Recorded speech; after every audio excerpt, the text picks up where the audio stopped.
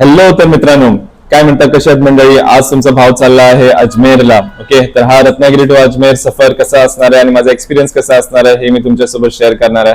खरं तर आपण डायरेक्ट मी तिथे व्हॉइस व्हिडिओमध्येच देणार होतो, पण बाबा सोबत असल्यामुळे आमचा काय आवाज त्यांच्यासमोर जास्त निघत नाही, त्याच्यामुळे व्हॉइस ओव्हर करण्याचाच आपण हे प्रयत्न केलेला आहे. जर्नी स्टार्ट झाली आपली रत्नागिरीवरनं. एव्हरी मंडे मारुसागर एक्सप्रेस म्हणून ट्रेन असते जी डायरेक्ट आपल्याला रत्नागिरी टू अजमेर सोडते. तिकीट्स रिझनेबल असतात, 700 रुपीज वगैरे आमचं तिकीट होतं सिंगल पर्सन सिंगल जर्नीचं, आणि कोचेस वगैरे खूप चांगले होते, तर त्याच्यामुळे ट्रेनच्या जर्नीमध्ये काहीच प्रॉब्लेम आला नाही. 24 आवर्सची ही जर्नी असते. 3:30 वाजता आम्ही रत्नागिरी स्टेशनवरनं चढलो होतो आणि जवळपास 3:30 वाजताच आम्ही नेक्स्ट डे राजस्थान अजमेरमध्ये आम्ही उतरलो होतो. हे अजमेरचं तुम्ही स्टेशन बघू शकता. याच्या बाहेरून आपल्याला रिक्षास वगैरे भेटतात जे आपल्याला डायरेक्ट दर्गाला घेऊन जातात, पण आम्ही तर डायरेक्ट चालतच गेलो होतो कारण आमच्याकडे काही सामान नव्हता. फक्त 1 किलोमीटर आहे, 10-15 मिनिटं लागतात तसं फिरत आपण डायरेक्ट या अजमेर दर्गा गल्लीमध्ये पोहोचू शकतो. आणि तिथे गेल्या गेल्या आम्ही डायरेक्ट पहिले हॉटेल बुक केलं होतं. जवळपास 1000 रुपयामध्ये आम्हाला विथ एसीचा हॉटेल मिळाला होता, रूम मिळाला होता. 400-500 रुपयाला पण मित्रांनो ते रूम्स असतात, पण त्याच्यामध्ये आपण राहू शकत नाही. ते रूम्स एकदम कोझी असतात, त्याचे हवा पण नसते आणि व्हेंटिलेशन पण काही नसतं. मी तुम्हाला ऍडवाइस करेन तुम्ही एक एसी वाला रूम घ्या. आता आपण आलेलो आहोत हजरत ख्वाजा गरीब नवाज रहमतुल्लाह अलैह यांच्या दर्गेवरती. हे जे तुम्ही आता बघताय हे खास ख्वाजा गरीब नवाजची मजार आहे, जे कब्र शरीफ आहे ते आतमध्ये तिथे आहे. हे तुम्ही पाहू शकता. तिथे आतमध्ये खूप गर्दी असते मित्रांनो, फक्त आपल्याला 2 मिनिटं उभं राहू देतात. आणि त्याच्यानंतर हा बाहेरचा पूर्ण परिसर आहे. हा खूप मोठा एरिया, जे मेन गेटवरनं आपण जर एंटर केलो तर त्याच्यानंतर जवळपास 4-5 एकरचा हा असा मोठा एरिया आहे. त्याच्यामध्ये तिथे आतमध्ये मेन जी कब्र मुबारक आहे ती तर आहेच, आणि त्याच्या बाजूच्या एरियामध्ये सगळे जाहिरीन जे आहे ते बसतात. तिथे कव्वालीचा प्रोग्राम सुरू असतो. परत ज्यांना काही जास्त आपली मुरादे मागायची आहेत, दुआ करायची आहेत, ते ह्या साईडला बाहेर उभे राहून सगळे मित्रांनो दुआ वगैरे करत राहतात. ह्या परिसरमध्ये आपल्याला 2 मशिदी पण दिसणार आहेत, ते मी तुम्हाला पुढे दाखवतो. आपल्या डोक्यावरनं लोक चादर वगैरे जे आहेत ती सगळी घेऊन जियारत करण्यासाठी इथे सगळी तुम्हाला भरपूर गर्दी हे दिसणार. फुलवाले वगैरे आतमध्ये पण आहेत आणि जे मेन गल्लीतून आपण आत येतो तिथे पण आहेत. मित्रांनो खूप खूप रौनक असते ह्या दर्गेवरती, हे तुम्हाला सगळ्यांना माहितच आहे. ही आहे आपली छोटी डेक. या डेक मध्ये मी जेव्हा गेलो होतो तेव्हा शिरा शिजत होता, आणि युजली मी पाहिलं तर शिराच शिजत असतो तिथे. बाकी ते जेवण पण कधीतरी बनवत असतील, पण ते आपल्याला काही माहित नाही. छोटी डेक आहे, तर त्याच्याच बाजूला एक मोठी डेक पण आहे. याच्यामध्ये आपण जे श्रद्धाळू आहेत ते सगळं त्याच्यामध्ये आपलं जे देणगी आहे ते त्याच्यात टाकू शकतात. काही लोक जे आहेत ते ह्या मोठी डेक मध्ये पैसे टाकतात, किंवा काही लोक जे आहेत ते डायरेक्ट तांदूळ किंवा दाल वगैरे आहे ते डायरेक्टली टाकतात. ही खूप मोठी डेक आहे मित्रांनो. जवळपास याच्यामध्ये जर एक वेळेचं जेवण करायचं म्हटलं तर 1,00,000 ते 1.5 लाख रुपयाचा खर्च येतो एक पूर्ण डेक आपल्याला तयार करायची असली तर. आणि काही लोक अशी आहेत जी येतात आणि त्या कमिटी लोकांना सांगतात की मला एक पूर्ण लंगर तयार करायचा आहे, तर ते पण फॅसिलिटी इथे अवेलेबल आहे.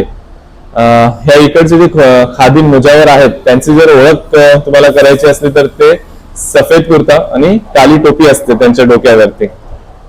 नेक्स्ट डे मित्रांनो आम्ही निघालो सरवर शरीफला. हजरत फखरुद्दीन शाह बाबा रहमतुल्लाह अलैह जे की ख्वाजा गरीब नवाजचे मोठे पुत्र आहेत, त्यांच्या मजारवरती हाजरी द्यायला आम्ही आलो निघतोय आता इकडनं. हा आमचा हॉटेल होता. हॉटेल मित्रांनो खूप चांगला होता, म्हणजे 1000 रुपीज मध्ये मला हा पर डे 1000 रुपीजला खूप चांगला हॉटेल मिळाला, आणि दर्गेपासून फार जवळ आहे.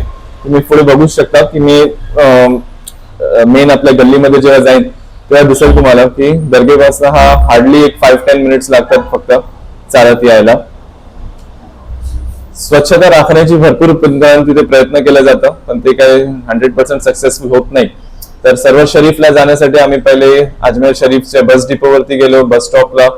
तिथनं बस स्टॉपवरनं ही बस पकडली आपण, जे आपल्याला डायरेक्ट सरवर शरीफला घेऊन जाईल. आणि आता आपण सरवर शरीफला उतरलो आहोत. बस डिपोवर मित्रांनो जेव्हा पण आपण तिकीट बुक हे परचेस करतो तेव्हा तिथे आपल्याला ते सीट नंबर देतात. तर ते एक ऍडव्हान्टेज आहे की तुम्ही इकडनं तिकडनं बसमध्ये चढू नका, डायरेक्ट बस डेपो मधनं जाऊन बसमध्ये चढा. हे आहे हजरत फखरुद्दीन शाह बाबा रहमतुल्लाह अलैह यांचा दर्गेचा मेन गेट. आपले जे हजरत ख्वाजा गरीब नवाजची दर्गा आहे अजमेर शरीफ, तिथनं पण तुम्हाला टॅक्सीज वगैरे भेटू शकतात. तर या ठिकाणी तुम्हाला डायरेक्ट ड्रॉप करतात, तुम्हाला चालायची गरज पडत नाही. आता आपण डायरेक्ट मजारमध्ये एंटर करणार आहोत. हे दर्गेचा मेन गेट होता. खूप आलिशान गेट आहे मित्रांनो. तिकडचे कन्स्ट्रक्शन जे आहे ते थोडंसं दिल्लीची वाईब आहे तिथे, तर त्याच्यामुळे मुघलशाहीची वाईब असल्यामुळे तसं तुम्हाला कन्स्ट्रक्शन एकदम भव्य असं दिसणार. हे मजार मुबारक जे दर्गा मुबारक जे आहे ती मित्रांनो असं बघू शकता. ह्याच्या बाजूलाच एक खूप सुंदर तलाव आहे, ते तुम्ही पुढे मी तुम्हाला दाखवतो. ही दर्गेला पण मित्रांनो खूप चांगलं या लोकांनी कन्स्ट्रक्शन खूप भव्य केलं आहे. ही मजार शरीफ आहे हजरत फखरुद्दीन शाह बाबा रहमतुल्लाह अलैहि यांची. पुढे तिथे सगळे मित्रांनो एक आहे ना खूप वाईट गोष्ट इथे चालते की लेडीज लोक वगैरे पण सगळे ना मजारच्या बाजूला जाऊन उभे राहतात. ती एकदम एकदम चुकीचं आहे. ते इस्लाममध्ये जायजच नाहीये की लेडीज लोक कबरेवरती जाणार. जेव्हापासून ते घरातनं निघतात की आणि तयारी मनामध्ये हे करतात की बाबा आता मी दर्गेवर जाणार आहे, तेव्हापासून त्यांच्यावरती लानत पडायला सुरू होते. पण हे अजून आमचे जे मित्र परिवार आहेत त्या लोकांना एवढं अजून कळालेलं नाहीये, तर त्याच्यामुळे बिचारे हे करतात. आणि मेन प्रॉब्लेम मला हे आहे की जे मुजावर लोक आहेत ते लोक त्यांना सांगत पण नाही की भाई तुम्ही आतमध्ये नाही येऊ शकता, तुम्ही बाहेर थांबा, हे करा ते करा. कारण हा एका प्रकारे त्यांचा पण बिझनेस आहे. ही बाई वगैरे येतात, ते लोक पैसे टाकतात, तर ते पैसे त्यांना भेटले पाहिजे, तर त्या अनुषंगाने हे सगळं चालतं. चला, दर्ग्याच्या बाहेर आपण बघू शकता हे एक खूप भव्य अशी मशीद पण आहे तिथे. त्याच्यामध्ये आम्ही नमाज पण पडलो नंतर. खूप चांगले मित्रांनो मशीद आहे या ठिकाणी. म्हणजे तुम्ही जेव्हा इथे याल तेव्हा तुमची नमाज ही चुकणार नाही. कारण अजमेरवरनं इथे सरवर शरीफला यायला जवळपास 2 तास लागतात. 50 किलोमीटरचा हा जर्नी आहे. परत आलो मित्रांनो आपण अजमेरला. तिसऱ्या दिवशी आपण उठलो आणि परत आपण अजमेरची दर्गेवरती आलो होतो. आता ख्वाजा गरीब नवाज दर्गेवर हे बाहेर तुम्ही हाऊस बघू शकता.